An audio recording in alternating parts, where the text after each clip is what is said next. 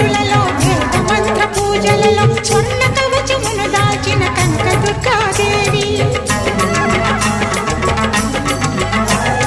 భవబంధాలను బాపే బాలా త్రిపుర సుందరి నిత్యానందం కూర్చే అన్నపూర్ణాదేవి లోక శాంతిని సంరక్షించే సుమంత్రమూర్తి గాయత్రి అక్షయ సంపదలెన్నో అవని జనులకందించి దివ్య రూపిణి మహాలక్ష్మి విద్యా కవన గానమొసగు వేదమయీ సరస్వతి